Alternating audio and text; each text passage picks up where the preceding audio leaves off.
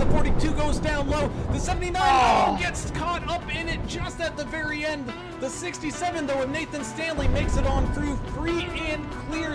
Paul Bertiani and Larry Dickerson having a drag race down in the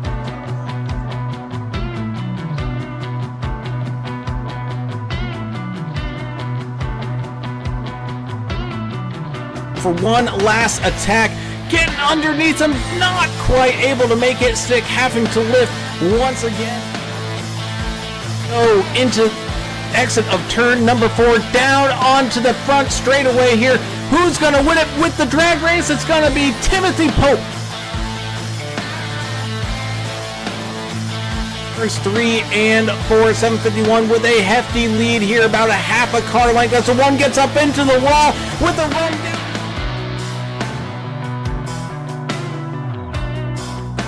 200 feet.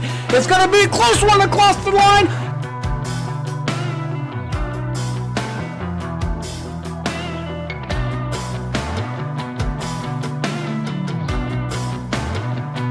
Garrett Welsh made it 3 wide on the far outside lane, picking up spots left and right here as everybody fighting for every single spot we go. Coming across the line, white flag. So here we go, final lap.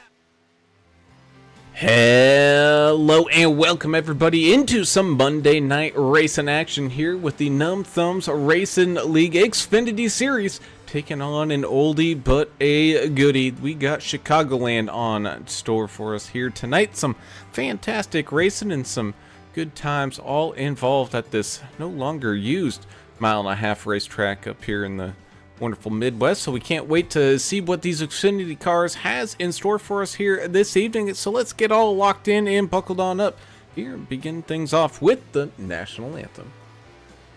Oh, say, can you see by the dawn's early light what so proudly we hailed at the twilight's last gleaming, whose broad stripes and bright stars through the perilous fight o'er the ramparts we watched were so gallantly streaming, and the rocket's red glare, the bombs bursting in air, gave proof through the night that our flag was still there.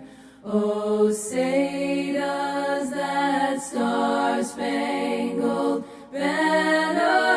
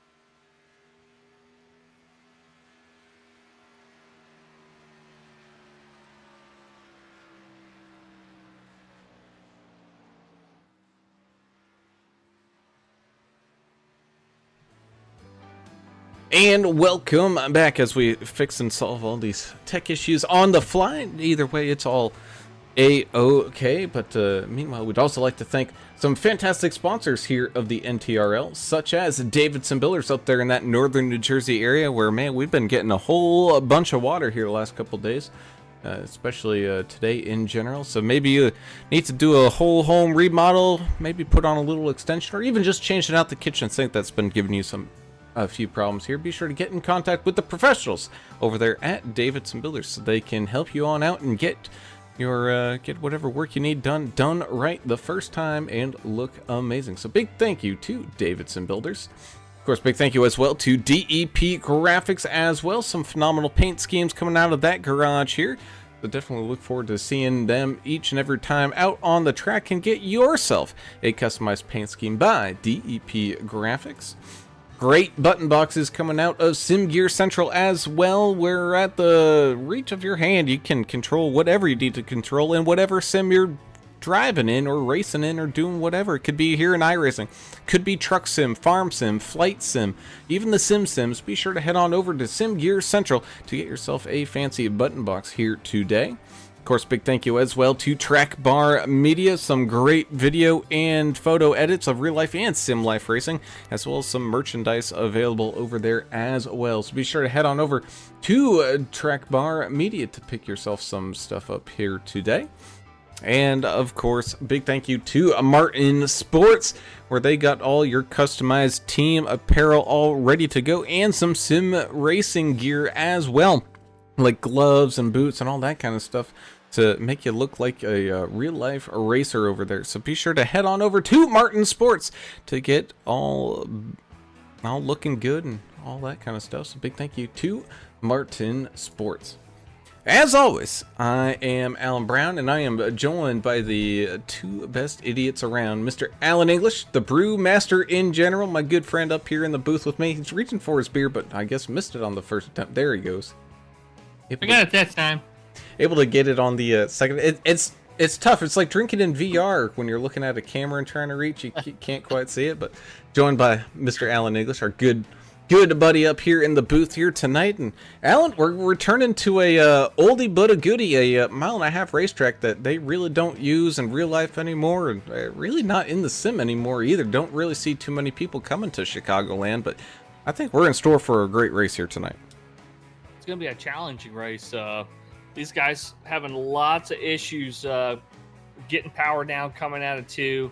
Guys, when they're setting up for their pit stops, they're having trouble braking without locking them up, and the back end coming around on them on deceleration when they're downshifted coming into the pit lane out of turn 4. So a lot of grip issues out there. It's a fairly flat track for a mile and a half, so not a ton of banking helping these guys. So yeah, there's it's an abrasive surface as well. So Chicagoland, it's a challenge. It's a big hurdle for these guys here in the playoffs here, and it's gonna be difficult for these guys out here tonight.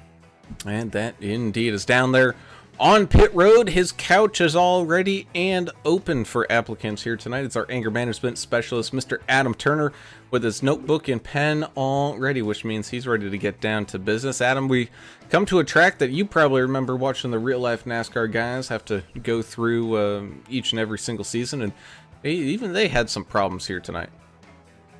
Yeah, I think NASCAR quit running here for several reasons. I think maybe with some of the shootings that happened, in the general area, all the violence outside the stands. Chicago is known as, probably one of the biggest ganglands of America. So maybe that was it. Maybe they just didn't like the track. Maybe there wasn't enough money, interest. I don't know. It's kind of a throwback. I don't think anybody's going to get shot tonight. Thank God this is virtual, because, this is Chicago. Everything's dangerous here. But the power out of two, I think, or just general out of two, I don't know if they're sliding out of it or if when they're putting power down. I haven't paid enough attention during practice, but I know two is bad. That front stretch ought to be interesting. It's kind of warm on the track, so maybe we'll just have some vehicle on vehicle violence tonight instead of murder and mayhem like the normal Chicago. So let's do it this way. 1 fast repair, 65% fuel, 3 total sets of tires for 125 laps. That's interesting. Ooh, 18 incident points. It'll be a penalty of 25. You'll be disqualified, and the temperature looks like about 90 degrees. It's coming down. When we first started, it was 107 on the track, so we're at 90 now. That should help a little bit. All right, that indeed, as we take a look here at that race info of a kind of closer to egg-shaped track here at Chicagoland, but definitely interesting to see. Beautiful weather, no clouds in the sky. These drivers not going to have to face any problems with that as well. Bringing us down to tonight's key to the race, and mate, you got to watch out for that tire slip, especially here on a very abrasive surface like you guys were mentioning here at Chicagoland, where these tires will get torn up if you're not running a very consistent line. Yeah, and if you look at the shape right there, like you're coming out of turn 4 right there, you see how deep the tri-oval goes. I mean, it goes out so far, and that's what's going to cause a lot of the problems there. As soon as you come out of 4, it's a immediate left turn, so these guys are going to have to start turning while they're still kind of in turn 4. So, yeah, it's going to be dangerous out there tonight. It's look for some caution laps out here tonight, I believe. Right there. Yeah, that's a strange entrance there to pit road, like you said. It ought to be interesting. They're all talking about it on the radio. I think they're already predicting some stuff to happen out here on the radio. And that they are indeed, but before they wreck, they have to grid on up, which is what these drivers are doing. So let's tell everybody where their favorite driver is starting here tonight. Getting us started up on that front row is the 2 of Jim Ott sitting on pole position, but a very identical time to the 98 of Connor Leach, who's going to be starting just on the outside there in second. They had to go to like the tens of thousandths of seconds to figure out who's going to steal that position away. The 1 of DW starting up there in third place. To his outside will be the 05 of PJ Cox starting in fourth. 38 Frank Peacock having a pretty good run there during qualifying, starting up inside that top 5. 51 of Chris Klein as well, having a great lap out there, starting up in sixth. You then got the 41 of Mr. President Chris Goins out here running a pretty solid 7th place starting grid spot with the 3 of Skylar Herod. Welcome back there, Skylar. Glad to have you back out here racing. He's getting things started off there inside of that top 10 in 8th. 33 of Sean Roberts, who had a fantastic run last week at the Glen, looking to continue that momentum here tonight, starting in 9th with the 46 of Justin Morrow, running out your field starting top 10. The 4 machine of Anthony Williams will start in 11th place. 12th place will be Nick Biddy in the 32. Zeth Hawley in the 48 and Justin Hurst in the 22 start side by side here in row 7. Row number 8 is going to be Brandon Coleman in the 19 and the 000 of Joe Bennett. Row number 9 is going to be the 23 of Mark Collins and the 099 of Albert Anderson. And rounding out your top 20 and making up row number 10, the 20 of Justin Lawson on the inside, Joseph Thompson in the 12 on the outside. Double nickel Tom Bears, 21st, 22nd, number 6 Joe David, Dylan Walterman begins in 23rd, 24th, 57 Russ Endicott, number 7 Tristan Cotton, 25th, 26th Scott Milner, and at 31, 13 Paul Durkee, in 27th, 28th Benjamin McKinnon, number 14, number 79 Jarrett Woodard, 29th, 30th John Luke Wilkie, the assassin, 72. 81 Hayden Malcolm, 31st. And look, Timothy Stubblefield, he's in last place, kind of like the Tennessee Titans are in 32nd there. There you have it. Well, not quite. I believe Carolina's in dead last in the NFL. I don't even know the real enough standings. I just had to throw a shot in. But either way, we get ready here with the lights on the pace car all turned on off, and he makes a very strange dive on down to pit road, which means that for the first time here tonight, Here we go. Green flag is waving. We are live here from Chicagoland. Side by side, the 2 and the 98 send it off down into turns 1 and 2. Neither one giving up too much ground here, but that bottom line just getting that momentum here early before spreading it out wide. The one of DW almost has to corral that thing back from hitting the outside wall here on lap number 1, but is able to do so here pretty easily as he dives on down to that inside. Right behind him, though, we got some side by side going on, almost 3 wide here with the 51, the 3, and the 33 as the field rounds out of turns 3 and 4 back down that front oval straight, and we are racing here tonight. Chris Goins, who started up there, I think 7th place or so, packet loss. He got disconnected due to his connection. Hopefully he can get back here before he gets too far behind. Yeah, it was a clean first lap. I think so far better than expected. Looks like they're kind of finding their way out there. We got a lot of people out there commenting too, so good to see all the fans out there communicating already. Get us rolling into this one. Side-by-side action continues throughout the field. You got the 19 of Brandon Coleman and the 48 of Seth Hawley going door to door, and right in front of him, 22 of Justin Hurst and the 099 of America's driver Albert Anderson locked into a heated battle here, as well as the 32 of Nick Biddy about to get split apart 2 different ways, getting split in the middle there, meeting the sandwich, and he drops back a couple of positions. And to the outside, that 19 of Coleman snags a little piece of the outside wall, but able to continue driving out of it. But looks like, yeah, Dylan Walterman did eventually get pointed back in the right direction, but not before that yellow flag waves. Let's take a quick look at it. And no, coming out of turn number 4, there looks like that back end just slipped out from underneath him there. Oh, looked like maybe some help from the 57 here. Syndicate claimed it on the radio saying, sorry, I got lost my car there. You put it right down there on him, though. Well, Walterman held it pretty well. Yeah. As far as crashes go, that was pretty good. Yeah, most of that damage, I think, came from that 57 of Endicott and losing his hood before the magic of iRacing and television puts it all back together. Was that coming out of 2? That was coming out of 4. 4. Okay. Yeah. Almost Vincent Short. Almost. He called it. He said, first yellow's going to come and everybody's spinning out of 2. Pretty close.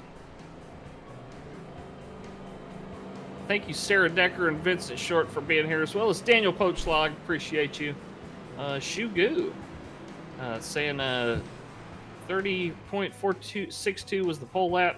30.462 is also position 2. Yeah, there was it must have been 0.010 of a second there that separated them. And Tim Stubbfield said, I'm here to wreck everyone and everything. My goodness. Tristan Cotton here with his usual, doesn't know who he is or what he's doing or what he's driving. Question marks on all of that. Nice. Well, that's what there's a skirt on the back stretch that'll bite you if you over throttle too. Yeah, I think we saw that. Well, not the skirt, but we saw the turn 4, I guess, got us here. The whole thing seems challenging, Brown. I don't know. I hate to be out there driving in this overpowered machine, Xfinity. Well, meh. Yeah, I wouldn't want to be out here. It seems too dangerous. Are you scared? A little bit. Is that what you're saying? You're scared? Can't hurt you. It can't hurt you. Well, you know, you're in a motion rig with VR or something. Maybe you get. Maybe VR make your stomach hurt. Yeah. No, thank you. Walterman's getting fixed up. Doesn't look like he's using his fast repair. I wonder what he's up to. Maybe he's just trying to get some manual damage done.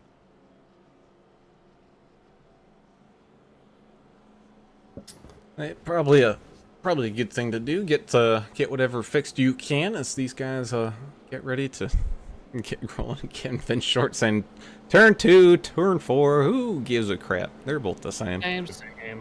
Yeah, I think we noticed that here on this last one. They do seem similar. I wonder if hashtag Stub Nation's out there going to be wanting to do caution shots tonight. Oh, I wish they'd come over here and talk about that disgrace of a football team they put on the field with my team's colors. Ooh. They stole the Oilers. Not only did they steal them, then they just blatant disrespect. Putting the with uniform. the powder blue and the Oh, the baby blues. They had all the good uniform. They looked beautiful on the field. The only problem is it's stolen valor, you know? stolen valor. Complete joke. There's only one team that should be wearing that, and it's a team from Houston. Yeah, but they did come from Houston. No, but they were stolen. It's different. Oh. No, there's a team in Houston. They should give the name back and the colors, and everything would be right in the world.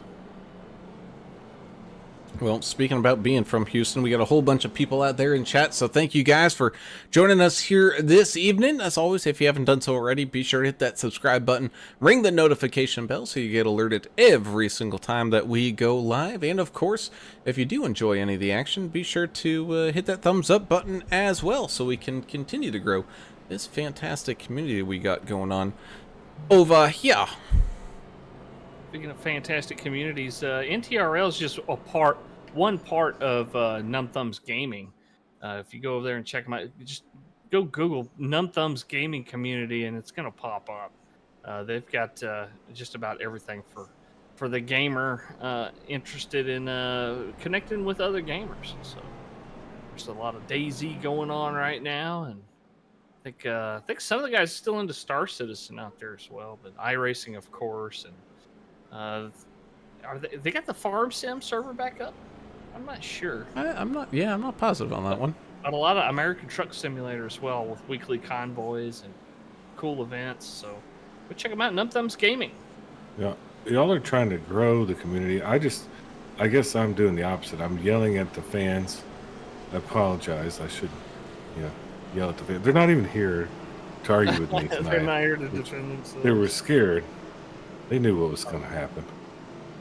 Look at the 46. He's got Grinch on his car. That's kind of fun. We're going to get some hate mail. No, it's all in fun. They know. Oh, yeah. They know it's for fun, but... All right, we're going to do it again. That indeed we are, as the pace car peels off, down and out of the way, and off and running we go once again. The 2 getting a very good restart there. He was ready to rumble. Same thing with the 98 of Connor Leach, able to follow in his tracks. The 1 and the 3 go battling side by side down into turns 1 and 2, and so is a good chunk of this field behind them as they come out of turn number 2. Side by side they go. 22 of Justin Hurst, 4 of Anthony Williams, having a good battle with the 19 of Coleman there as well. Anderson tucked up into that mess as well. 13 of the old man, Paul Durkee, having a pretty good run here up underneath the 6 of Joe David as they come out of turn number 4 and back down into the not-so-straight finish here. 3 wide as almost taking a peek there was the 7 of the Trister, looking to maybe pop his head out around the outside, but backed out of it just in time before a possible huge calamity here as the 98 getting caught up with a battle up at the front now. The 1 of DW finally got those tires underneath him, and he's able to pick up a run on that bottom side and start to try to make up some positions here. Lee Man out there in the YouTube chat pulling for Tristan Cotton.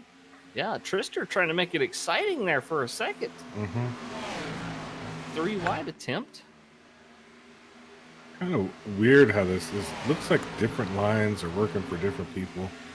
A little different groove on the track. I would imagine at some point it would kind of spread out a little bit, but right now we're bunched up pretty good. Yeah, you would think so. Plus, with those different lines, you don't know what the tire wear is exactly going to be. Like the 98 of Connor Leach does not seem to be all that worried about trying to run down that 2 here all too early. He's been running that middle to high lane for a good chunk of these green flag laps, so I got a feeling he may be just in tire save mode and found a little bit of savings up there against that outside wall. Meanwhile, the 23, the Mac Daddy, Mark Collins, trying to make up some ground here as well, as here comes that 20 of Justin Lawson up behind him. I'm more curious why somebody doesn't have a paint scheme that looks like a 70 Dodge Diplomat and a police scheme, with a horn on the roof.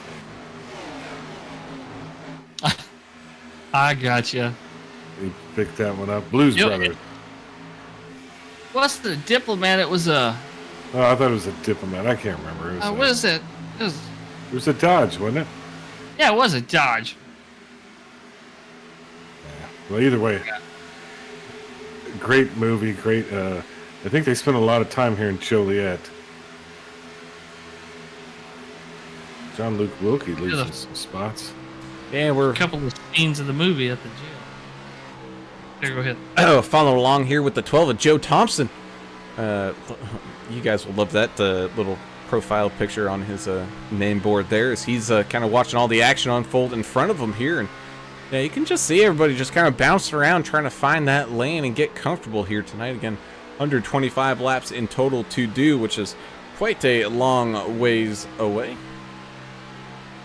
Ooh, Yahtzee! It's gonna be a long race. Yeah.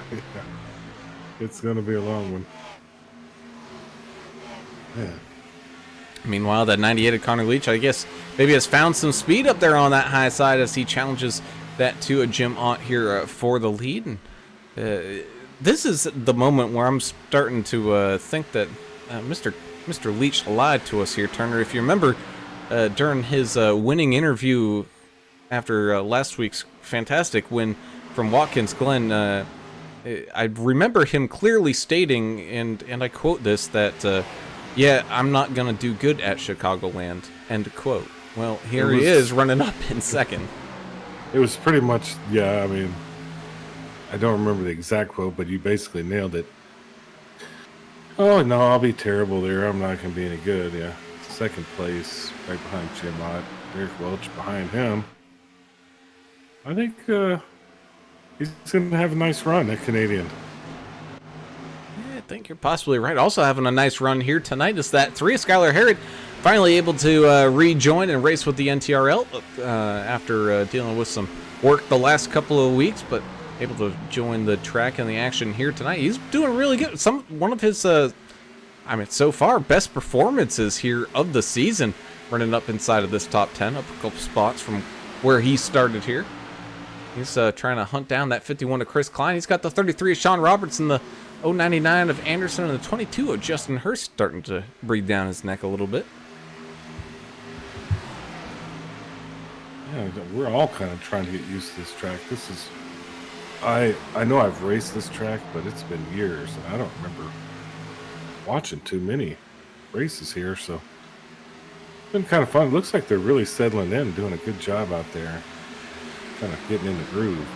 Yeah, and so they gave up on this track to go race at the, in real life I'm talking about, the Chicago, that Chicago street circuit, and it's like, why? Stupid. You got a That's fantastic where you really track get right here. shot. Exactly. Yeah, this is great. I don't see why would you want to go downtown Chicago, risk dying. You could be out here, and I'm sure there's a cornfield or something out here. This is way nicer than downtown Chicago, in my opinion. It really is. Brad, you're a road course guy though. Did you like that Chicago? No. Free course? I didn't either. I thought it was not meant for these type of cars. Again, well, these types of cars aren't meant for street circuits, period. Let's put it this way. I tolerate them at the Glen. I think it's stupid that they go to like Sonoma or Coda or anything like that. It's just, as you ever so famously say, it's blasphemous to see these cars out on road courses. It is, and we got some pit guys coming out of pit. How's it looking? Ooh, 4 of Anthony Williams might be having a talk with the stewards here in a minute as he makes his way on in. Same, the 6 of Joe David, 72 of John Luke Wilkie looked like they had pretty good entrances though, but that 4 came in a little hot here as the 98 and the 1 machine tried a little right side romance. Yeah, number 4 Anthony Williams did get black flagged. They're going to hold him there, didn't I believe, on pit road. Yeah, well, it's better than having to come back down a second time, but they're able to get that penalty all taken care of here early. But interesting to see all these people coming onto pit road here, this early here on lap 22, 23. That might be a little bit too early with how limited stock these tires are in for these guys. Yeah, unless they're just here for a fuel run. And let's see what the pits look like. The pit numbers. Most of them look like they were down for just a fuel only. So, I don't know. That seems pretty interesting. I guess that'd be a short pit maybe, because I don't think they'd be running out of fuel just yet. Yeah, I don't think so. I think for running out of fuel, it's probably going to be right around the lap 30 to lap 35 mark is my best guess here. Right. Yeah. So they're playing a game, trying to, come up with the best strategery of the night. And of course, trying to play games with strategery is like trying to play checkers on the back of a leopard. It's just not going to happen. Especially while these guys are racing, you got to also remember, really none of these guys have any crew chiefs or anybody looking at these numbers. They're trying to do all this calculations and all that on the fly while driving a race car at 180, 190 miles an hour. And that actually is hard to do because you have all these buttons you have to click through buttons while you're driving. And then when you go down to the pits, you have to do the same. So it's actually a lot of work. It'd be nice to have somebody crew chiefing and pitting for you. And I don't think anybody has that opportunity tonight, even though it is an option in iRacing. But then, as drivers, they do get the benefit here as the 38 of Frank Peacock makes his way around that 98 of Connor Leach, and looks like maybe a whole host of people are trying to make that charge here as well. But then you don't have to deal with your crew chiefs and your pit guys and all that you're discussing the origins of the word yeet. Oh, the yeet? The yeet. I remember when that was a new word. Now it's old news, I think. It really kind of depends on what you want it to be, Yeet could be many things. Well, guys, sorry about that. Mexican food. I love Mexican food. It does not love me. So. I thought you had to pay the bills or something. I thought you had to pay a contractor. We got that out of the way before the race. Are they like contractors like up in New York where they really come and collect? They're in sanitation. Yeah. East. I got worried when you said you got somebody contractor coming over. That just means Right.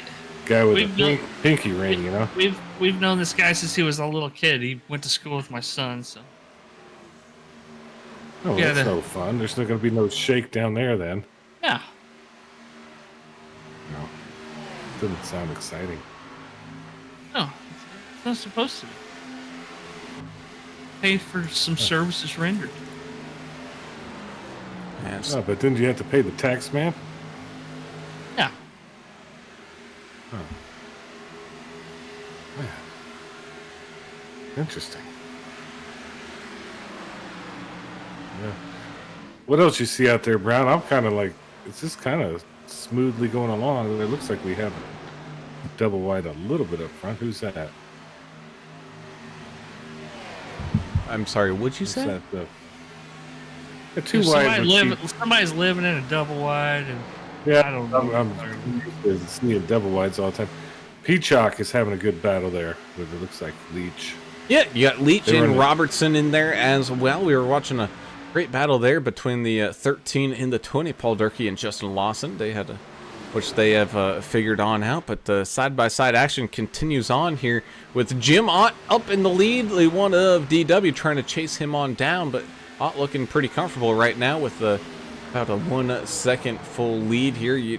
Then you got kind of back here towards the back. Ooh, the 81, Hayden Malcolm having a little bit of problem here as the 46 of Justin Morrow makes his way on by. Looks like the 81 struggling to find some grip out there, slaps against the outside wall just a little bit, but able to continue on running.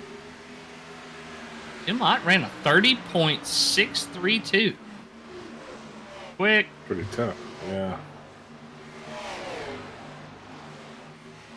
So when you're in Chicago, do you get the deep dish or you get the thin crust Chicago? I've never been. Oh. Wouldn't know what to order. Doesn't really work then. I just go to Little Caesars, probably. Oh my God, blasphemy. You got to try the deep dish Chicago style if you've never had it. Is that the one that's real thick like a lasagna? You basically need silverware to eat it? Yeah, they put a sauce on the top. Oh, that was Detroit style. No, that's Little Caesar's original is Detroit style. Oh. Jeez. I guess I don't know. A little squiggly in front of Leach there. Ooh. Education. What's the ooh I'm hearing? Just Leach. I'm watching Leach almost got rear-ended, and he's behind the 33. 33's a little squiggly. Yeah, I think we are definitely kind of coming close to the end for these tires, as you said earlier during like the little pre-race rundown. That they've only got 3 total sets here tonight, so they're having to be used sparingly, and we're kind of coming up on that open window, about 40 laps here on these tires, and these tires are definitely feeling it for sure. They're trash right now. I'm telling you, that is a long ways to go on a set, especially at an abrasive track like this. 6 in the wall just a little bit, right behind Durkee there. Yeah. I think we're just going to start seeing that. A little bit in the wall here. Too much there. Little push here, a little loose coming off, that type of deal. I think so. Tight going in, tight through the middle. Yeah. Hard to see that. All right, Chris Klein's trying to make a move, looks like, on Connor Leach. Just didn't have enough there. And trying to time these runs on these old tires is definitely going to be difficult to do. And I know you were gone for a second there, English, but we did see some Yes, sir.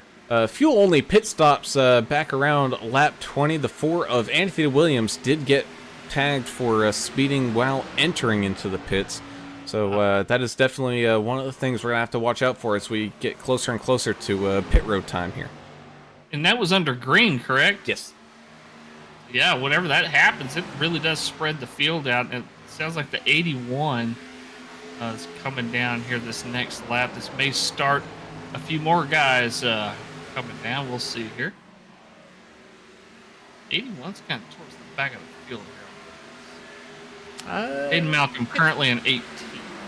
Yep. Mid-pack. Inside that top 20, as he is indeed making his way on down, gets onto that apron, little squirrely, little loose, still trying to get that speed woed up. It looks like he was able to do so just in time.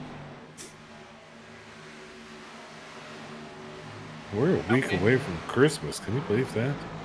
It really came up on me quick this year. It really did. All right, lots of pits coming down here, Brown. Here we go, 98 Connor Leach. Oh, locks him up. Ooh, I don't know if he got it slowed up in time for that first time in line. We'll have to wait and Durkee, see. Black flag. Old man One got I hit. see so far.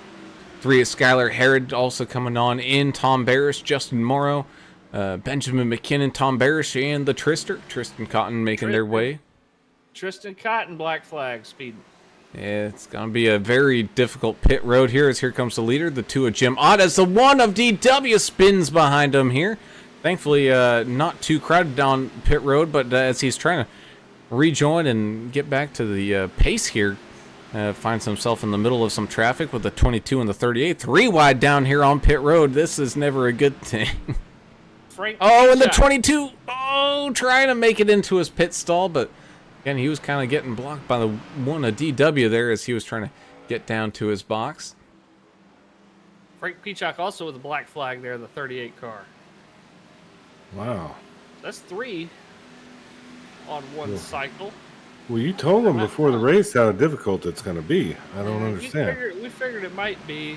Well, a lot of guys might not have been practicing it much. Who knows? Sean Tell Roberts. just how sharp it is. Yeah. Sean Roberts, Chris Klein making their way on down into pit road now.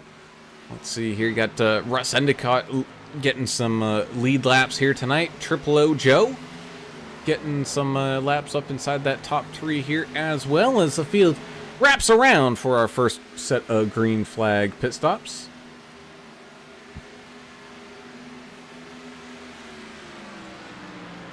Yeah, only 1 caution so far, which kind of blowing my mind. They're starting to get bunched up, though. I think we're going to see some fun activities here pretty soon. Well, a lot of these guys still take a fuel only, so Ooh, Is that right? No, the guys that are pitting are taking at least 2 tires. yeah, Some of they them should be taking tires, most of them. Yeah, well, I know Connor Leach looks like maybe 2 tires there at like a 12-second stop. So I don't know. We'll have to wait and see. But field continues to run along here. Russ Endicott last pitting back on lap 6 during that caution, so he's all chalked up with fuel and he can run a few extras. Same thing with Joe Bennett, Zeth Hawley, Jarrett Woodard, Dylan Walterman, Scott Milner, Timothy Stubblefield, and Joe Thompson all running up there pretty good. Nick Biddy, last pitted back on lap 20, one of those early takers here, is waiting for these guys in front of him to come on down into the pits so he can lead a couple laps here. And speaking of coming down, here comes that 57 of Endicott down onto pit road. Meanwhile, right where the action all left off with the 33 and the 98, they get right back to racing here. Also the 51 of Chris Klein there as well. Well, those guys that are top 8. yeah, the top 8, they're all about to come down, so we should all get on the same cycle here shortly. Yeah. Oh, the 9 getting a little loose coming down into the pit road. Oh, goodness. Able to stop it in time before hitting any barriers there, but goes around the outside of the cone. Yeah, we'll have to wait and hear from the stewards about if anything will come of this. The 99 Dylan Walterman coming on down this time. Looks like he's going to hit the apron here early just to make sure he's down and out of the way. He doesn't maybe not quite feel comfortable yet enough to come on in with a head full of steam. But right behind him comes the 12 of Joe Thompson. He knows what he's doing out here, trying to rip it on in there. Yeah, just jerk that thing down there like you're in an 82 Blazer driving through a cornfield midnight, you know? That's a great visual. Yeah, I wouldn't know what that was like, but I heard about stuff like that happen in my life. I can tell you this, it's very scary, you know? It's not as fun as it sounds. Cornfield? I wouldn't imagine so. No, not when it's all grown up, you know? You're lucky to get out of there. Yeah, and then you're driving down the highway with a bunch of corn hanging off. Well, you know, everybody's going to know who did it, you know? Yeah. Bunch of dummies. So PJ Cox rejoins the racing surface there and has some people racing around in front of him, like Connor Leach, the 51 Chris Klein, and 22 of Justin Hurst getting into the mix here. Meanwhile, that 2 of Jim Ott, he wants to take back control of this lead over that 32 of Nick Biddy. Again, Biddy off cycle by about 18 laps or so here.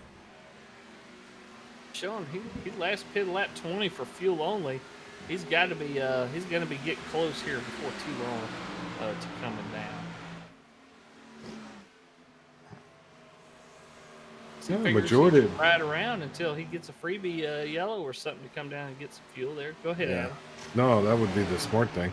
We have majority of the drivers are still on the lead lap. We have, you know, about 10 that are not, maybe 8. But so far, man, really good race, very clean. Compared to what we saw in practice, I thought we were just going to see all kinds of mayhem. You know, they're holding it together well. A testament to this league and the clean drivers that they recruit and bring out here to race every week for y'all here on Monday nights. Xfinity car, not an easy car to drive. We talk about that a lot, but notorious for trying to find grip with all the power that it has, and not a huge aero package there, Alan. No, you know, with these Xfinity cars, it's always tough because there is that distinct lack of downforce on that back bumper, that back set of wheels, which deliver all that power to the rear wheels. And, you know, at a very tricky track like this where you can just as easily tear your tires up from getting that rubber all ripped off to not having any grip at all, it's just that difficult balance here as the 1 and the 23 go battling side by side here momentarily. And same thing with the 98 and the 51 battling. And for some top 5 positions here. Yeah, thank you, Plus EV Racing, for joining us out there today, pulling for Joe and Zeth. How's the dynamic track working out after the last update? Thoughts, fellas? No. I don't know what that means. I'm gonna say too soon to call. I haven't really seen. Again, but neither of us, or by neither, none of us have jumped into a car since the update, so we don't know how it feels. Now, it could feel completely different, but you know, the good old eye test, you know, just watching these guys out on the track, it doesn't seem to have affected these drivers too much. Dylan Bryant saying DW got a hot rod out there tonight. Tracy Cotton, of course, here pulling for the Trister. Ooh, Coleman got a little loose there. 19. Held it together out of 2. Pier 1 Imports. New Oldsmobiles are early this year. New Oldsmobiles are early. Oh, man. If you hadn't seen Blues Brothers, you'll look at it. That was a real mall that they drove through. Oh, no. And they I think, what did they ruin? Like 100 cars that day? I don't know. They Some kind of record on destroying cars. One of the best police chase scenes in the history of film. It's right up there with the bullet chase scene. Yeah, was that the one in Europe? Comedy. No, that was Steve McQueen on the streets of San Francisco. That was a good one. There was one other one. Forget the name of that movie. But yeah, it was right up there with all that. Because it all started with because the trooper had SCMODs. You know? Oh, yeah. State, county, offender, what was it? State, county, municipal offender data system. Yeah. Ooh, Coleman is having a rough time. He's trying to come down to the pits, but he's mowing the grass. And he's still coming in 100 miles an hour. Ooh, man, this is gonna be a tough one for Coleman here, and that's gonna be a little bit of a time fine for him. Like 40 seconds you gotta sit there. Well, plus, That's an but also, interesting unsafe pit entry and all that. So it's Ooh. interesting pit entrance. It looked like he was trying to slow down, and I think he lost control and just let it go down in there. That car was a Dodge Monaco. It was a Monaco. Yeah, I was a Monaco. You're right. Finally, I was worried. You left me hanging on that. I was stressing about it. I'm fine. Fix the cigarette lighter. when a DW going side by side with 46 Justin Morrow before Morrow steals that one away with a fantastic Grinch paint scheme out there. Another Justin. Ooh, man. Great save there by the one of DW. Sorry to cut you off there, buddy, but it looked like he got loose and almost kind of did the same thing as Coleman and come down pit lane, but he's able to keep it on out of trouble there for the time being as the 48 of Seth Hawley comes around his outside. Just saw it on the replay. That was it was way sideways.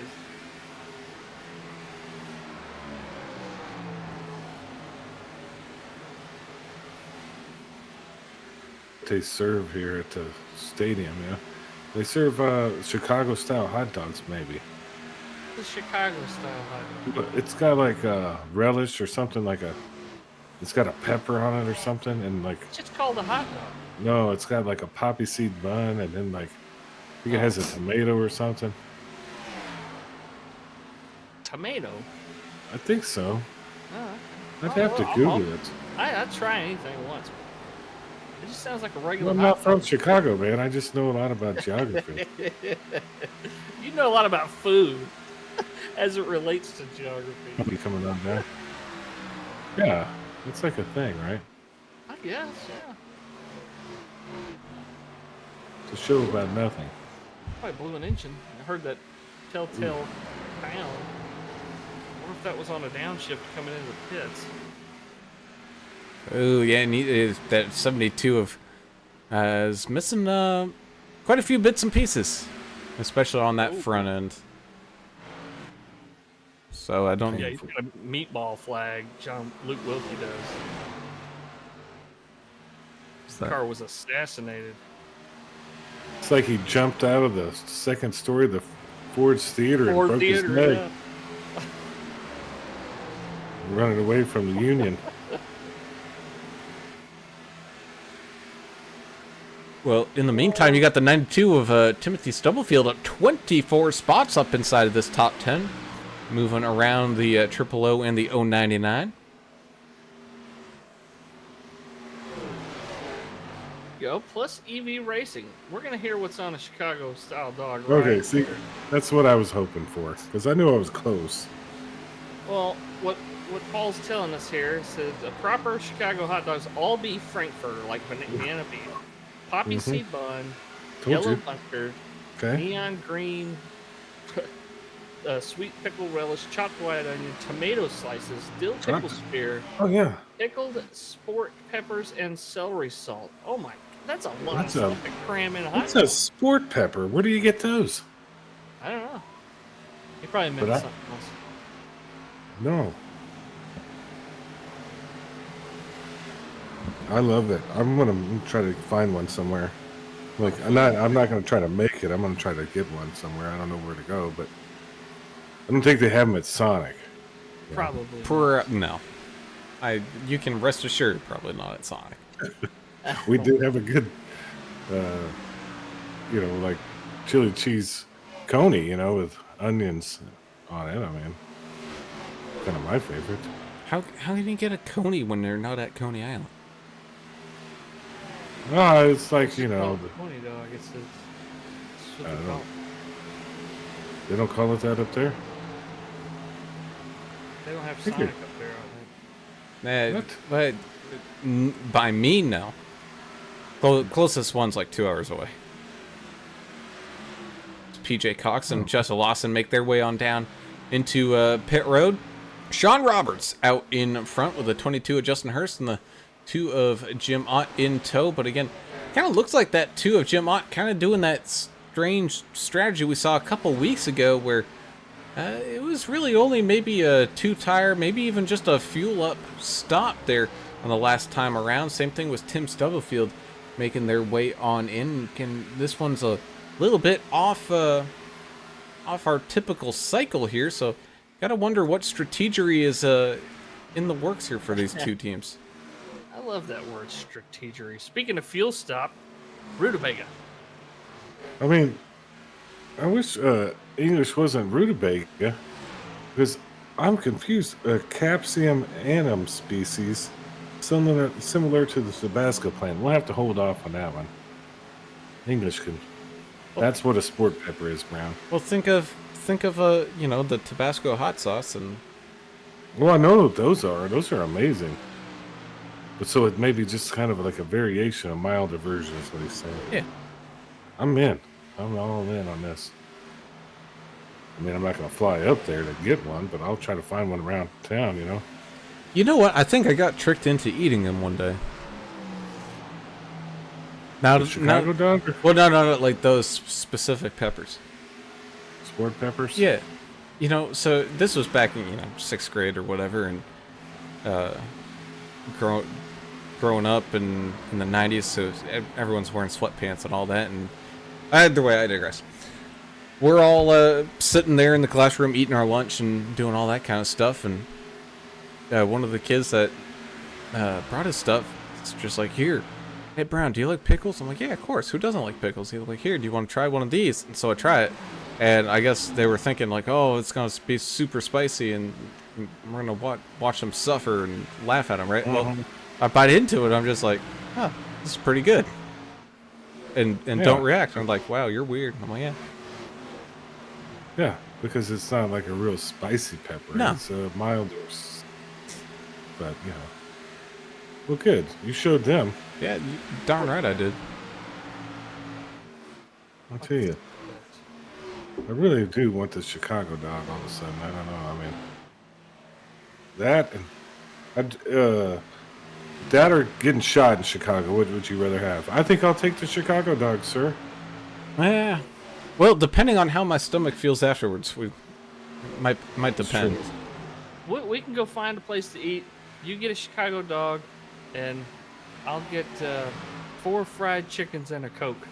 And some plain white toast. Plain white toast. Is that another Blues Brother thing? Yeah, it's the Blues Brothers for sure. Jake Elwood. Oh, one of these Stubblefield people are here to. Oh, you got here a little late. You might want to rewind. I got a lot to say about what you put on my field. They still owe It's you disgraceful. money. Oh, the Blues Brothers? Yeah. My wife told me one time, I told her, I said, I don't like musicals. I don't watch musicals. She's like, the Blues Brothers is a musical. And I sat there and thought, I'm like, dang, she's right. I really love that movie. Well, it's kind of a half musical. No, you cannot defend it. You cannot defend it. It's full of music. It's a musical. There's people It's not a dancing musical. for They're no not reason. always singing There's and dancing. People dancing in the street for no reason, in the diner for no Remember reason. People when- don't do that. When Ray Charles I mean, shot at the kid, kid. there's people that knew more about that movie. Yeah, it was trash, Jessica. The fact that you painted my logo on your field Oh, was just pure disrespect, and you got burnt. You got burnt and learned because of that.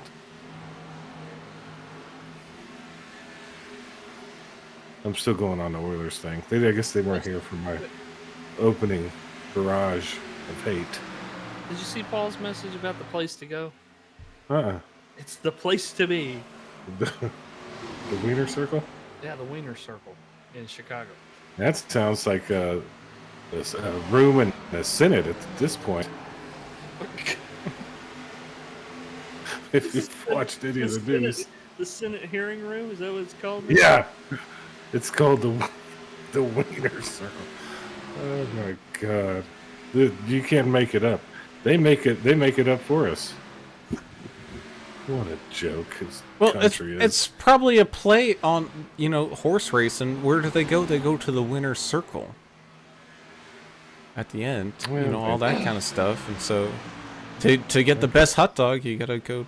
Yeah, well, I'm not even going to try anymore. The 38 of Frank Peacock trying to make a good pass around the outside here. That 51 Chris Klein, but kind of gets that run burnt on out here. And the 51 of Klein continue his way up back towards that top 10. Meanwhile, 12 Joe Thompson making his way back down and in onto pit road. 48 and the 46.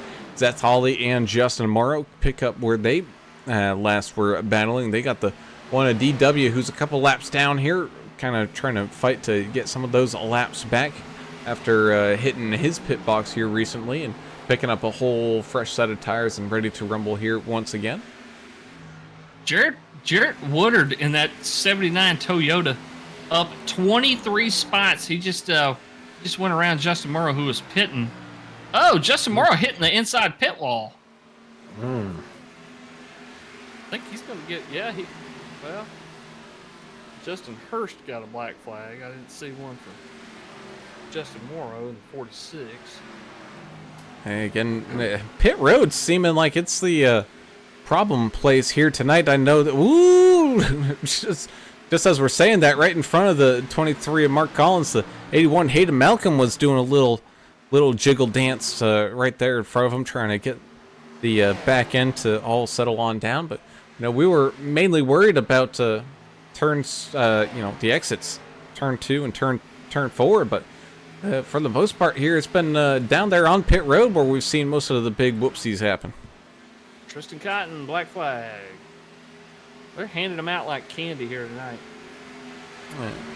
Well, it's like I'm sure the referees got told, hey, you need to watch out for that offsides. And, well, just like that, they're probably telling all these iRace and AI officials, hey, be on the lookout for speeding down there in the pits. It's been happening a little bit too much.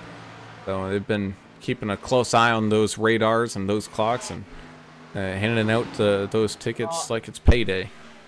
Adam, you need to make sure they got the radar guns calibrated down there. I don't know if they're using are they using the timing loops here the transponders in the cars, or they got somebody down there sitting with a radar gun?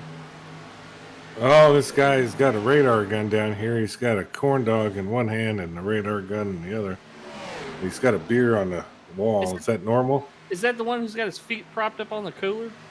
Yeah, I see yeah, him down there. yeah. That's how they do it here in Chicago. It's a union job, you know. They got to pay the union guys, so you can't have. You get the one any guy kind with of the electronics. radar, and then you got 4 guys watching him, make sure he's doing it right. Yeah, Little of course. reflective vests on. Paul and Jimmy and those Tony. guys. Yeah.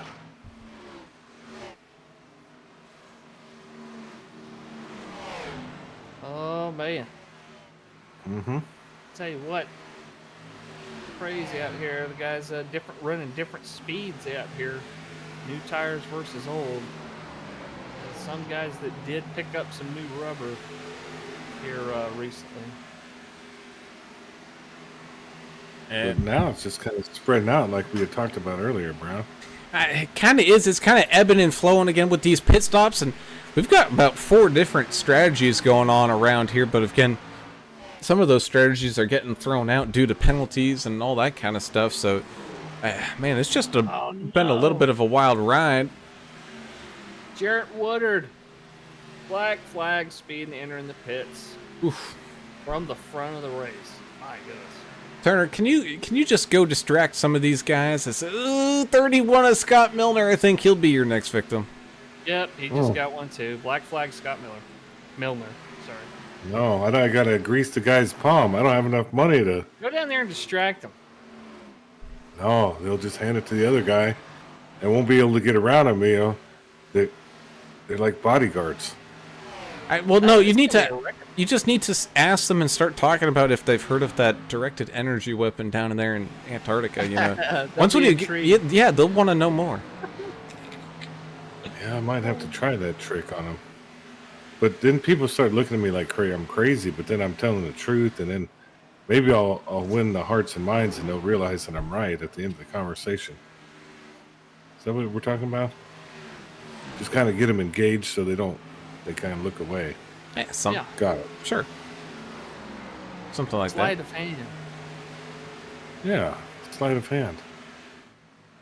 Well, it's the same thing here. It's the 48 Zatali coming out of the pits, rejoins the racing surface here with a little bit of traffic. 41 Chris Goins, who, after unfortunately having to deal with some connection issues there at the beginning of the race, right back on out there. He's actually not too bad right now, only about 4 laps down. The problem is he's not getting any yellows to try to make any of those laps back up. But he's still out there running pretty good. Looks like the 19 of Coleman did indeed at least call it a night here for this evening. Jean-Luc Wilkie and Tom Barish still down on pit road for a little while here. Now Russ Endicott making his way on down onto pit road as the 1 and the 12 machines start to maybe pick up a little bit of a battle here. Same thing with the Triple O of Joe Bennett. We're going to quickly step aside and have a huge thank you to our proud sponsors here from the NTrl. And when we return, we'll have the remaining, probably call it about 30 laps here of this race and the final push to these playoffs before we have the kind of winter break and then get on to it to the final couple of races. We'll also review the points and all that kind of stuff coming on up here in just a second. So stay tuned, stick around, get that water, and go to the bathroom, whatever you need to do, and we'll be back in a moment.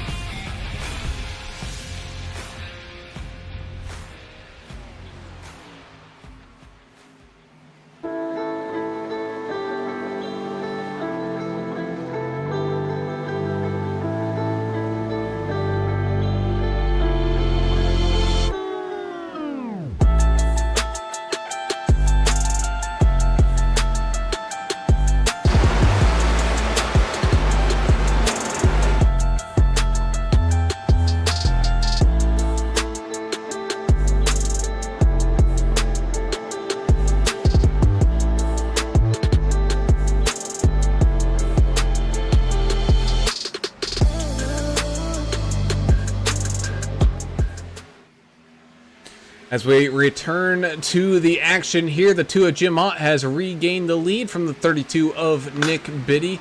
Again, we're on different pit strategies here tonight, so this one's going to be interesting, especially as we get closer and closer to the end. The 1 of DW, Mark Collins in the 23, and the 12 of Joe Thompson in the midst of a good battle here, as well as the 98 of Connor Leach has made his way back on up into that top 3, passing that 33 of Sean Roberts. Justin Hurst now making his way. Oh, Frank Peacock having issues coming down into the pits. He ends up spinning and hitting some walls out there. Makes it eventually down onto pit road. So watch out for a penalty for that. 57 and the 31 going to be going side by side for a split second there before all the action kind of unfolds in front of the 57 of Russ Endicott. Got the 48 out there and just a whole bunch of racing action going on. It's real racy right now. It's a little racy. 48. Yeah, it's getting real racy. I like Pitting, people crashing in the pits, but nobody's really crashing, you know? We need to see more real crashes.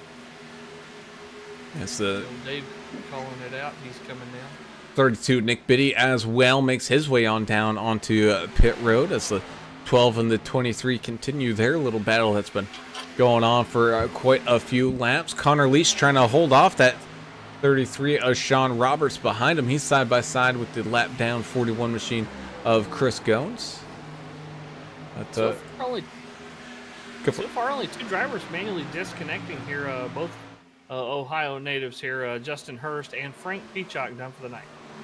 Oh, Jim Ott, Sean Roberts, and Chris Klein all diving down for the final time here with about 30 laps left to go. I'd imagine that they're probably coming on down to top up on fuel, but more importantly, get a set of tires that will last to the end of this one here. PJ Cox electing to stay on out for the time being, but Joe Thompson now making his way on down into the pits. But yeah, this one's going to be a tough one to call here, because normally at these races we can kind of see what strategy might win, might lose, and who's maybe gambling on something here a little bit. But hey, everybody's doing their own thing. This one's a little bit difficult to call here, English. Now, there's more room out on the track than we really had thought. So when these guys are side by side, they're giving each other lots of room because they got lots of room to give here. It's looked like it's more room out there than we thought. Yeah, there's more room, and they're just kind of spaced out on the track. We're not bunched up at like certain tracks we are, and everybody's on different strategies, like you said before. This is one of those ones that could be like a fuel mileage race, you know. Minus Connor Leach, the guy's tearing it up. I mean, I think he said he wasn't going to do too well tonight, but I'm not quite sure. Yeah, he's kind of like his leader, the supreme leader up there. He told the Canadians that, you know, there will never be gun control and this and that, and then like 10 years later, he's telling them to turn everything in, you know. I hate the supreme leaders. You got to watch out for those guys.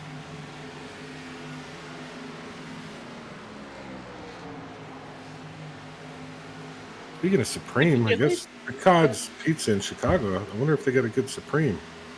Connor Leach coming down the pit lane. Ooh. Ooh, little slippy and sliding there as well. We'll have to wait and see what comes of that. Meanwhile, some side by side here. Dylan Walterman in 32 and Nick Biddy as the 51 of Chris Klein runs a 30.52 to take that fastest lap of the race. You wonder if the pizza place has a supreme from the supreme leader. Is that the connection you made? Yeah, I just like the word supreme. Anytime you throw in the word supreme leader, that means like the best, you know. Yeah. Like they got one in North Korea. He's the supreme leader, you know. Canada. There's one in D.C. We call him the supreme leader too. If Sleepy Uncle Joe. If I'm going to be kind of like a dictator type person, I want to have the frilliest, fanciest, you know, uniform of all. Yeah. Like that Borat or like that Sacha Baron Cohen movie, Dictator. What, the Dictator? Yeah. You got to have like the Mexican generals stripes and all the ribbons Saudis- on your shirt. The Saudis are some of the worst, man. Well, they do it the best because they Oh, have yeah. gold. The gold frills on the Oh, shoulder. it's amazing. Yes. If you're the dictator, I will let you have all the gold and frills and Oh no! Oh, what Brandon. happened? Brandon Coleman got black flagged and then he disconnected right after. Yeah, he was coming in a little hot, slid it into his box, and yeah, I think He was not happy. I think he's had it. He's probably gonna be during the interviews having to watch what he says without getting fined by iRacing out here. Paul liked your little segue thing you had there, Turner. Well, it kind of fell flat, so I had to kind of move it on to the next thing. Some people are scared of the government. So I understand. If y'all don't want to comment on some of the stuff I say, I'm not really scared, But you know what? I would rather be called the mediocre leader, so that way like expectations are set, and so it's like you don't expect like these amazing great things. Just like things are going pretty good. They could be better, but you know what? Look at our leader. He's the mediocre. He's like the middle guy. It's like it's all right. Plain vanilla dictator, yeah. Well, you're not. Yeah, he's thinking about like regulars. He's not thinking about dictatorship like what they're having now with Klaus Schwab and the crew. Bill Gates are trying to be dictators over your life. No, you have to be the blingiest leader. Just let them know. I'm wearing all this stuff because I'm better than you, and if you disagree with me, I will strike down upon you with vengeance. Great vengeance. Furious and anger. Yeah. Yeah. So that's why those dictators wear all that fancy stuff, just to let you know, hey, look, Intimidation. you get out of line, I'm going to have somebody come over there and do some things to you with a pair of pliers and a blowtorch. Waterboard your children or something, Yeah. Man, Jessica Stubbsville hating on the mushrooms. Yeah. No The mushrooms on make a some nice. Oh, that's a nice. I like mushrooms on mine. cream. I could take them or leave them. I'm not I wouldn't have to have them, but I think they add a nice flavor. Yeah. Oh Ooh, boy! 98. Wow. It got underneath the 33 of Sean Roberts there. Ooh. He was driving like a dictator out of control. Ooh, got into the back of DW. Welch there, gave him a love tap. Oh, he just put him in the gosh! wall. Well, I think that was What in the netcode, world? but goodness Oh my gracious! goodness. Oh, Sean Roberts is mad at him. You didn't have to kill him, Sean says. Well, was that netcode? I think that was I think It was netcode. I think the original contact was real. We'll rewind back to it, but afterwards that was that was so netcode that netcode was netcode here as we watch as they're going down the straight and into the turn. Yep, gave him a little love tap, not too bad, and then coming up underneath and then yoink! Oh goodness, full yard sale for the one DW.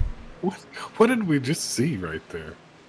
Oh my goodness. They just warped to the right It's after like he pulled the old Darth Vader on him. He just said, ripped him into the wall. yeah. He did tap him, but that tap was no problem. Sean Roberts was right behind all this. He was like, man, you didn't have to kill the guy. Leach was like, I'm pretty sure that wasn't my fault. Yeah, that was definitely a computer. All net thing. code, guys. All net code. Maybe the computer algorithm realizes that he has the supreme leader in his car. Yeah, that's true. They're like, oh, take out the one. Take out the one. But none of that. That's going to kind of reset things here, and it's going to be very interesting to see if anybody has saved any tires here late, which might enable them to have a little bit of an upper hand. Again, assuming that the 232, 51, and 98 have used up all of their tires now, just waiting to see who maybe has something left to spare. Everybody gets all regathered up here for only our second caution here tonight. It's hard to believe it's only our second, but it's absolutely true. And I'm pretty sure after the call was made on the radio down there to take out the one, I heard DW yelling as he was spinning across the grass, "Damn you, Wave Crest!" What? You haven't seen Talladega Nights, I guess. Oh no. Brian Wave I have. take out the... Well, I don't remember that part. Take out Cal Naughton, you remember? Okay. Sorry. Got a little too Yeah. far in the weeds with that one. That was a deep one, but that's okay. We've been doing It'll pop out to you next time you watch the movie. we've been doing a lot of Blues Brothers stuff tonight. I was just kind of thrown off a little bit, you know. That's true. I broke with the theme. Sorry. Yeah, this is it's like it's dark. We're in, we got half a tank of gas. Blah blah blah. It's dark. We're wearing sunglasses. Whatever. Hit it. Sure. That's what we're doing here. Yeah, well, I mean, at least something similar here as we're getting ready to head on back to that green flag in a couple laps. Going to be about probably 16 laps to go once we take to the green flag here once again. Jim Ott, Nick Biddy, Chris Klein, Connor Leach, Sean Roberts inside of this top 5 with PJ Cox, Skylar Herod, Justin Lawson, Seth Hawley, and triple O of the double O to the single O of Joe Bennett. Albert Anderson and Mark Collins make up your 12 cars on your lead lap. Some people hoping for some more cautions out here. Joe Thompson, Timothy Stubblefield, Dylan Walterman, Hayden Malcolm, and Anthony Williams, along with Joe David, Jarrett Woodard, Scott Milner, Justin Morrow, Russ Endicott. Oh my goodness, this is a big race for the Lucky Dog. There's from 13th to 22nd all racing for that Lucky Dog spot. Dang. Going to be intense out there. John Luke Wilkie calling it a night. Went ahead and disconnected. So did Tom Barish and Brandon Coleman. Oh, we mentioned Coleman already.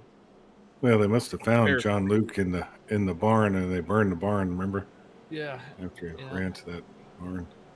It's like a week later, though. Was it that long?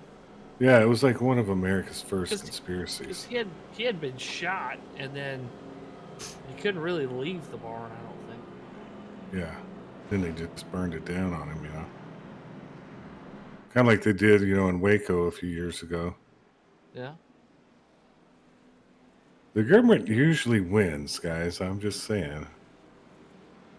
The only time that didn't happen was when our government, current government, which is different than what it was, took on the British rule. Boy, what those guys would think of America today. Michael Corvo says, let's go Biddy. And that pretty car. I gotta figure out how to get rid of this little heart emoji thing. 'Cause I can't I read don't have what's one. behind. And just a bunch of exclamation points. Can't do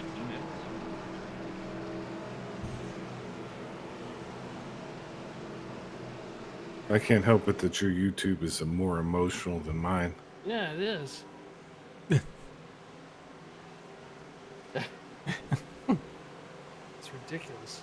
That's a possibility here as the pace car dives off, down, and out of the way. And here we go. The final stages here of this race from Chicagoland gets underway here with the 2 of Jim Ott getting another great restart here. Breaking way out in front of that 32 of Nick Biddy, 51 Chris Klein, and 98 of Connor Leach in tow here as well. All fighting over some podium positions here to close things on off. Got the 05 PJ Cox going to battle, going to war here with the 3 of Skylar Herod and that 33 of Sean Roberts. Seth Hawley right behind him alongside the 20 of Justin Lawson. Albert Anderson kind of taking a peek at that action. It's going to stay out of it for the time being before maybe making any of his final moves. Meanwhile, here comes that 98 of Leach. You already know he's willing to pretty much do whatever it takes to get on up here to the front, and he is trying to do that even more so as he gets around that 51 of Chris Klein. Now tries to hunt down that 2 of Jim Ott, who's been just absolutely on fire here this week from Chicagoland. Justin Lawson giving up a couple of positions there to the 099 and the 48. He's now kind of transitioning to the skybox and watching the action unfold. You also got that 12 of Joe Thompson in a great battle with the 92 of Timothy Stubblefield here as well, but they're all fighting for that 99 of Dylan Walterman, who is just kind of peering on out here in front of him, holding on tight to that final lucky dog, that first lucky dog position here as the action ramps up in front of them side by side. They go for the 05 and the 099, having a couple rows of side-by-side racing. 099, Albert Anderson trying to get through there. He was behind the 33 and the 48 when they were side by side trying to find a way through. But now the cars are spacing out just a little bit more. And how nervous do you have to be if you're Jim Ott in that number 2? Canadian Madman is right behind you. And he is just... He's on I think he's just... Yeah, he's waiting to for Ott to make a mistake, or he's waiting to turn him. One or the other. And there's something about putting pressure on the guy in front of you, just being right there, that can make you make a mistake sometimes there, Alan. Yeah, not to mention the 2 of Jim Ott. Oh, as the 98 bounces along the outside wall, picking up a great big head of steam here up on that outside lane, and then backs out of it before getting into the corner. But the 2 of Jim Ott really hasn't had to change his lanes too much here while racing, so he's very comfortable on that bottom side. But the 98, he knows that top side's got some speed and got some run, because that's where he's been running pretty much all race long.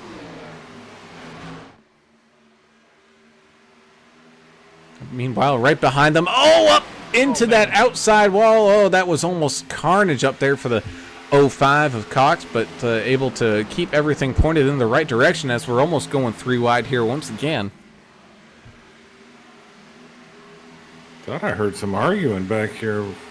Well, the 99 was trying to make a pass there, and he was not clear of the 32, and just kept on coming up. 32 eventually got out of the gas and told the 099, "Why just put that thing anywhere? Why don't you?"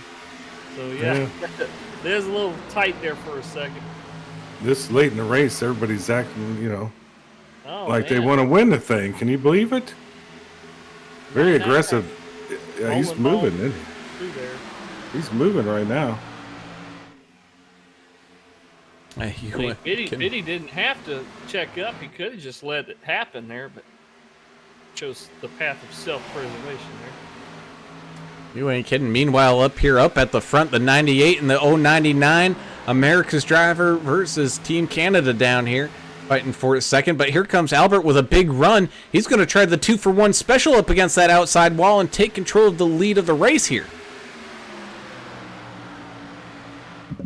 Oh! Wow. Getting into it there, a little bit of some driver side romance with the 2 of Jim Ott. Just gets him off that line just a little bit. And 099, Albert Anderson picking up the race lead here with about 8 laps left to go. Where'd that come from?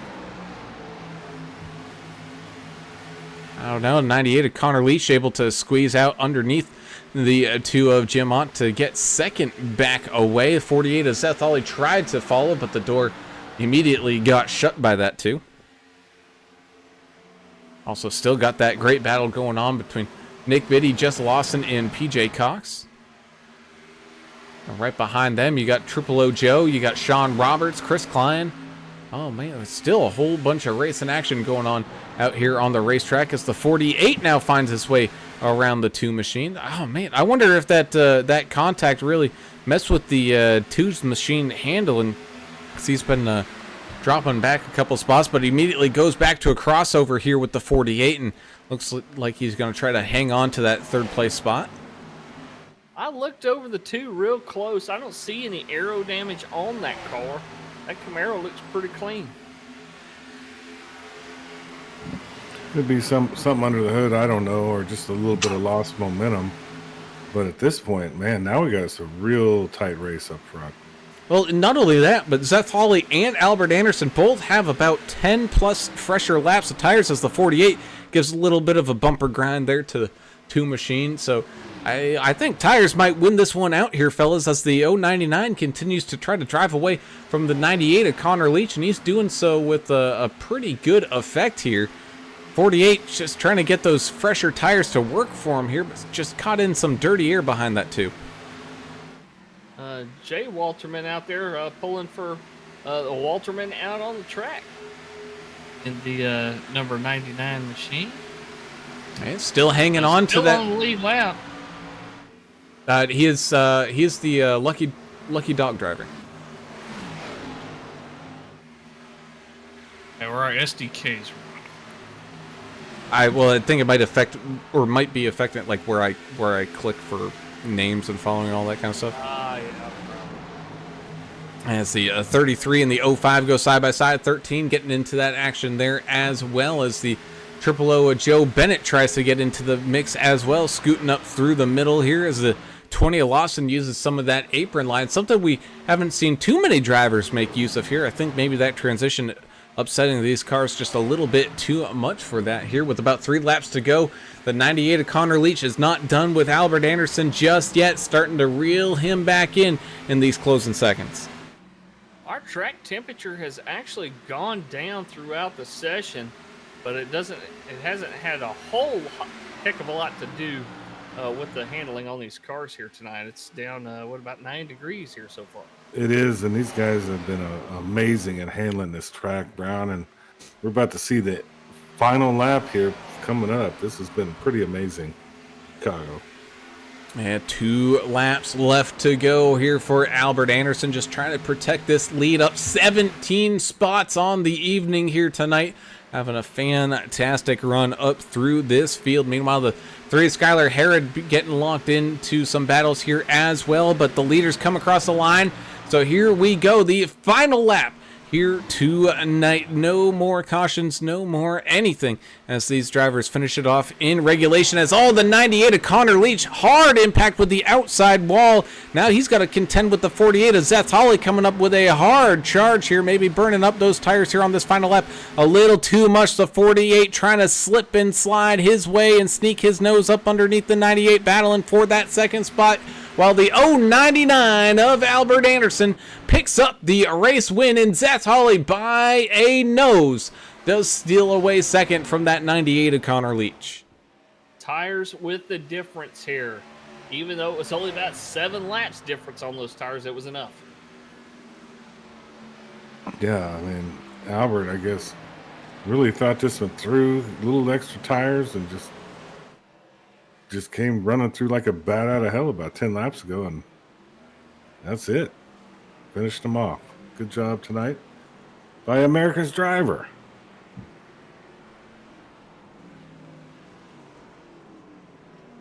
What's Zeth everybody else? Holly, of course, our VR driver out there in the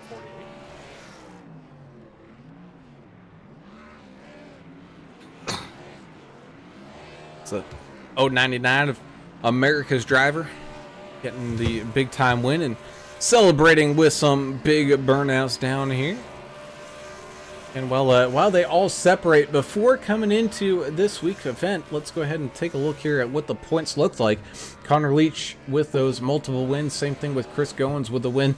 Pretty locked into the final couple of rounds of these playoffs. This is definitely going to help Albert Anderson, though, because I think since he got knocked out, at least I don't see him on the main board, I think with a win here, he gets automatically put back into the pool for winning in these playoffs.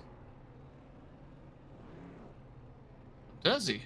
I think so. Don't hold me to that. There's some funky rules going on with this, but you know, DW with a unfortunate crash out here today is going to affect him. He was there in 7th.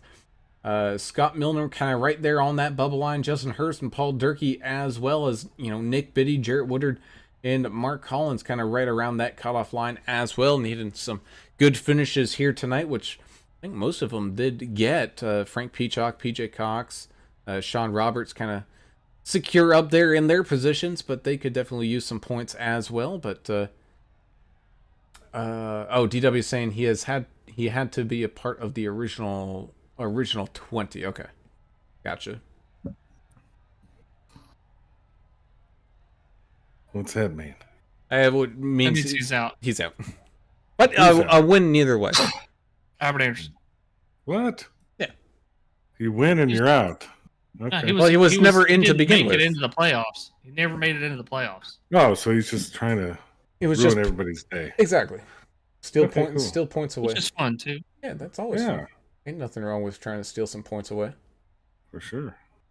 But in the meantime, we can definitely get some of these interviews up underway. Getting us started off here tonight is tonight's third place finisher here this evening. And of course, kind of called him out on it during the race. And it's Mr. Liar Liar Pants on Fire himself, Mr. Connor Leach, saying last week, again, correct this quote if I'm wrong here, Connor, but don't expect anything good from Chicagoland. I'm terrible there. I'm not going to do anything good. I'm going to be lucky if I finish inside of the top 10. No. Here he is, just racing like he races. Again, unfortunate incident there with DW. Again, obviously looking at it, huge just netcode incident. Obviously not. Oh, is it? Yeah. Definitely nowhere close to being anything on purpose or anything like that. But here he is, the liar himself, finding his way up onto a third place podium spot. This is a tough track. I don't know where those two guys, Albert and Zeth, I don't know, they got shot out of a cannon at the end there. I guess they were one of the few to come in and pit on that very first caution early on, and it worked out for them big time. I think they had freshest set of tires at the end there, and I had no idea. I thought, I brought up the caution, and it's not the way I wanted it to go down. I was running everyone down. I don't think I would have gotten Jim. He was miles ahead. I was running people down. Everything was going well, and the caution came up. God, it's not bad. It's not the worst thing, because I think I had fresher tires than the rest of the guys ahead of me at that point. And I'm got up behind Jim, and I was just gonna, play with him for a bit, try to get him to burn his stuff up a bit, because we still had 15 laps or so to go when it went green there. So I was hoping to let him burn his stuff up. Then I seen Albert just, he was a couple seconds back, and then he was right on my bumper. I'm like, oh shit! I wish I had tried to get around Jim earlier. I made a little bit of a lunge on him and kind of thought better of it, and I'll wait a little bit longer, wait a few more laps, and then by the time another lap went by, they were coming up on me. And then fought around Jim there, and Albert, I had nothing for him, man. He was flying. I smoked the wall on that last lap, just trying to get everything I could, kind of turning, and I floored it, and I saw that wall coming, and I just figured I'm going to stay on the gas, and whatever happens. Hopefully I'd get away with it, but I didn't, and then Zeth came around me. It gave me a bit of wheel damage, I think, hitting that wall, and Zeth came around, and I had nothing for him either. So, but that's what makes a good finish. I mean, good strategy, and you don't know what you're gonna get when you come in and pit with five laps in. Obviously, it worked out for the boys. Anderson and Hawley had, I think the difference in tires was only 7 laps. Yeah, something like that. That's all it takes here. That's all it took, man. Yeah. And there's a big fall off early, and then it kind of equalizes after 15, 20, 30 laps. But that fall off early is big. Yeah, well, great job tonight. You're still rocking along, so not too bad. Who'd you like to give some shout outs to? Just shout out to the team. We're hoping to get, I think Skyler got knocked out of the playoffs because he was out fixing airplanes for the Air Force, and he was away from home for, I think he missed 3 weeks. We missed every race of the first round of the playoffs, so he had no points going through that first round. We're hoping to get him back in. The odds were looking really good there. I think he was just a couple spots behind me, and I was going to do whatever I could to try to get him back in the playoffs, but it wasn't meant to be this time around. Yeah, Beer Money Racing, great team name as always.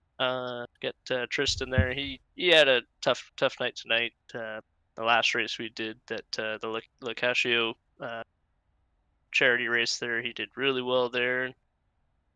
This one just wasn't meant to be for him, but way she goes. It's a tough pit road to get down. You get a speeding penalty here. I basically blew the pit speed limit every pit stop I did by a few mile an hour, and just had to basically lock it down, almost come to a stop for a second to get the average speed down to that first white line and pit stalls. But Jim Ott, he was flying out there. I thought nobody was going to touch him, but fortunately me and DW got together, I still feel bad about it. I thought it would have been a good race down to the finish, at least for second, third, fourth, fifth. But way she goes, I guess. Nothing you can do about it now. Just look forward to the next race. Hopefully, we can keep the momentum going and get Skylar back in the playoffs here. Yep, a nice big break until the next race coming up in the new year in January. But in the meantime, congratulations to Mr. Connor Leach for picking up a third place podium spot here tonight from Chicagoland, man. Definitely go ahead and celebrate this one. Plenty of time to get to work and finish these playoffs off strong there, buddy. So good luck. Yeah, thanks for putting on the broadcast. You guys do a great job. Thanks to DW for putting it on, and we'll see you next time. With that, we'll move on up a position here on this podium and talk to tonight's second place finisher and a man who had some tires to run everybody on down. It's the 48 of Mr. Zath Hawley, finally being able to take off that VR headset, whose eyeballs I'm sure are probably sweating through his face right now, but having a pretty good run here tonight. Zath, it seems like tires and strategy and making sure you don't make mistakes down there on pit road were keys to success tonight. Oh yeah, it started all with that first pit stop about 5 laps in with that first caution. Then after that, like I knew we had to double stand at least one set of tires, so I just went ahead and did the first one like I've been doing past few oval races, and it worked out tonight. So I didn't get new set of tires until about lap 80. So, but that extra set came into play. That is a long way to go on one set of tires. I guess the suffering was worth the payoff there at the end, as the Lowe's Camaro was really quick there towards the end. Well, Zeth, next week you guys got New Atlanta on the schedule, which runs just like a super speedway now. A little bit of a maybe strategy adjustment for you and the team coming into next week? We're just going to have to play it by ear. I think we got, I'm looking at it now, we got 120 laps next race. But that ain't until January. So we got a lot of time to practice, a lot of time to figure it out. So we just have to play it by ear, but it'll probably be a little bit of the same strategy. Well, good job hanging in there and making that pass at the end for the second place. Who'd you like to give some shout outs to? First of all, I want to shout out you guys for doing the broadcast. Shout out Joe. Yeah, he's been racing with me this entire season. Paul, unfortunately, had to drop out about midway through. And he still watches the races. So if you ever see the Plus EV moniker in the chat, that's Paul. Shout out to him too, and everybody else over at Plus EV. Shout out to NTrl and Derek for putting on this league. It's been a tough fight this season. Now I think this is only my second podium this entire stint, so it's been a long time coming. Awesome, man. Well, big congratulations to that number 48 Plus EV racing member, Mr. Zath Hawley, bringing it on home in second place here tonight, man. Congratulations. Definitely soak in this podium here, and we'll see you guys back out in action again in January with the final couple races of this playoff run here, man. Good luck and good job. All right, thanks, guys. Catch you in the new year. And with that, we move ourselves on up to tonight's race winner and flying his way around all those Canadians here at Chicago. It's Mr. Albert Anderson, America's driver, picking up the race win for that 099, up 17 spots on the evening. And, man, Albert, talk about one heck of a run, picking up that late caution so you guys could come on down, get some fresh tires, and things just fell your way here tonight.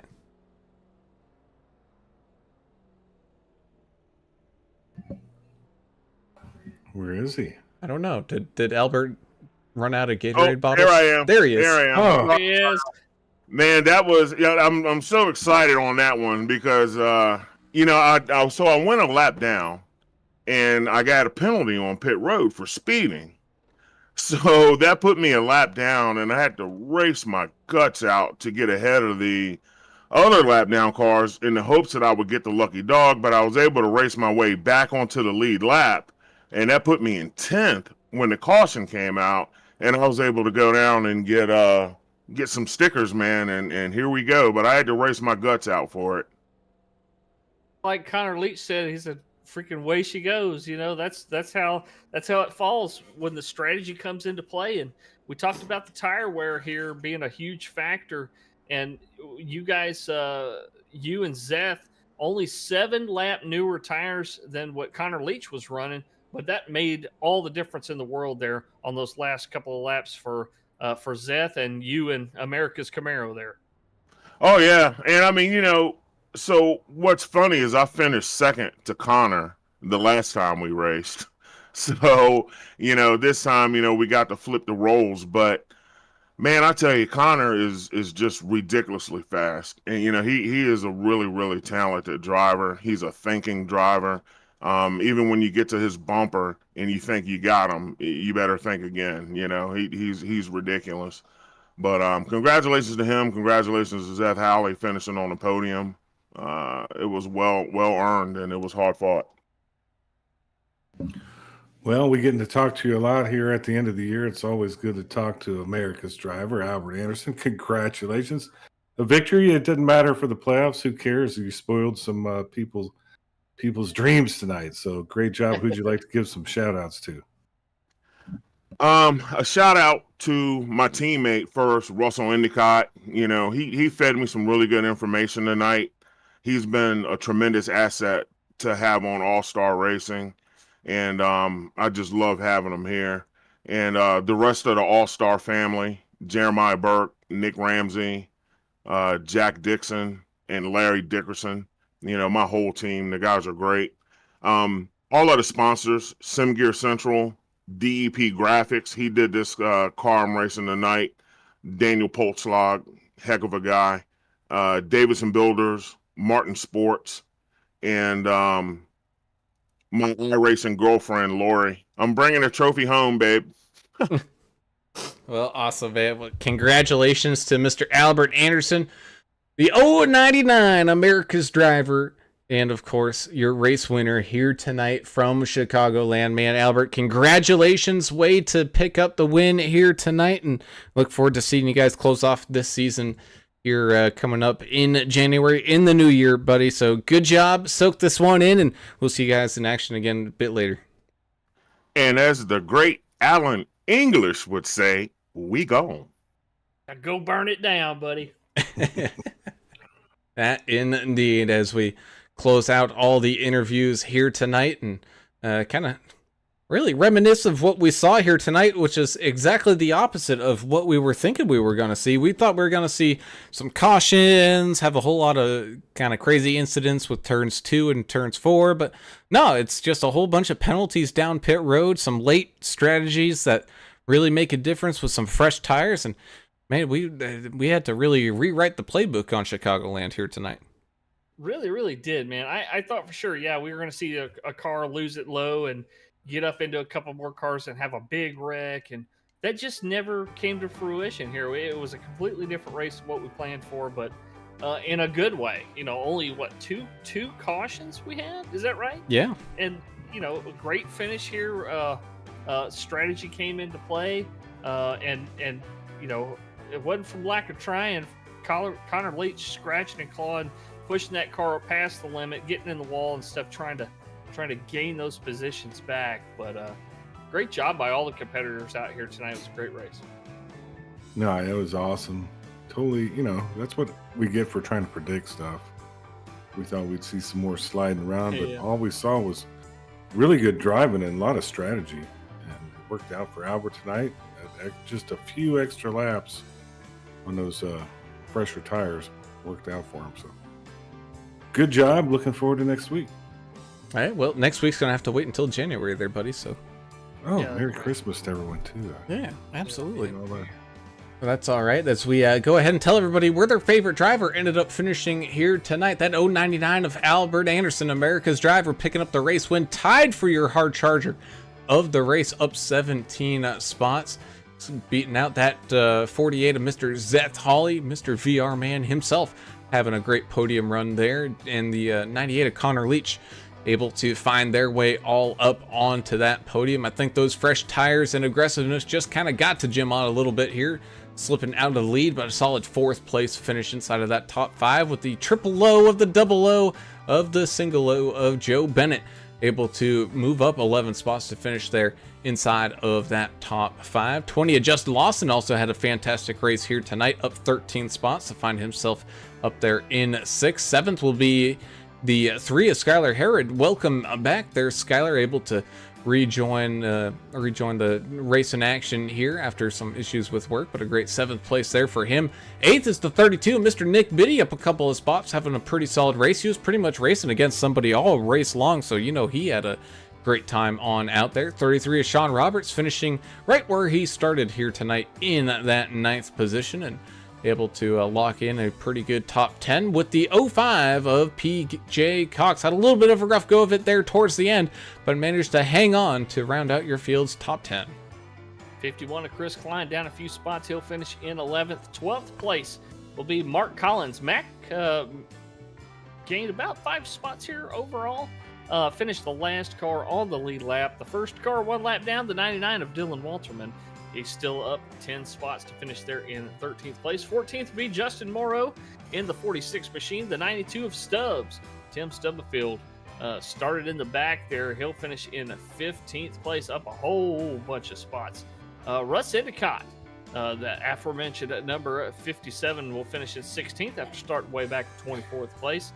Anthony Williams slipped down about 6 spots. He'll still finish 1 lap down there in the 4 machine. Yeah, that first that 1 lap down, Alan, a bunch of drivers, as you mentioned earlier, are fighting over that for that lucky dog that we didn't really get to see. Didn't have a whole lot of cautions here tonight. The 81 Hayden Malcolm also on that 1 lap down, up a bunch of spots, started 31st, finished in 18th place. 19th, Joe David in the 6 machine. The 12 of Joseph Thompson, finishing right where we started there at 20th spot. And all those guys on the 1 lap down, and got a couple more there, Turner. Yeah, it looks like 21st, the 31 of Scott Milner. 22nd, 79, Jarrett Woodard, another Canadian in that Toyota. 23rd, Paul Durkee in the 13. Benjamin McKinnon, 14 Chevrolet. 24th, 25th, Tristan Cotton. The Trister, 26th, 41, Chris Gomes. 27th, Derek Welch in that 1 Toyota. 28th, Frank Peacock. He ended up in 28th there. 29th, Justin Hurst. 30th, Tom Bears in the double nickel. Brandon Coleman, number 19, 31st. And John Luke Wilkie, the assassin, in 32nd. And that will round out your field here tonight from Chicagoland. As always, we thank you all for tuning in and watching and having a fantastic time out here with us.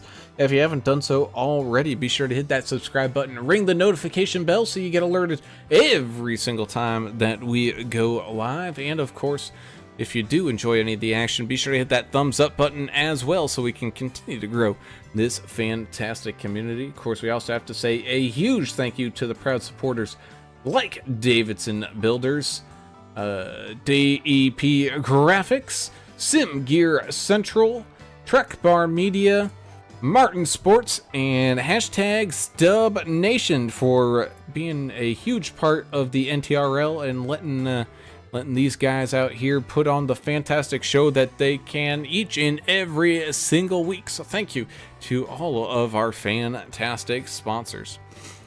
So that does it for us here from the NTrl for quite a few weeks as they enjoy a kind of Christmas and New Year's break, but they'll be back in action in January, back a couple weeks from now. But don't you worry, we still have racing in the meantime. On Wednesday night, we get things all kicked back on up with the Vigilante Racing League, as I believe they've got a fantastic race all lined up that should be definitely one interesting race to watch here coming on up, and look forward to having you all then on Wednesday. But until then, I'm Alan Brown for Alan English and Adam Turner. We're signing off. We gone. See ya.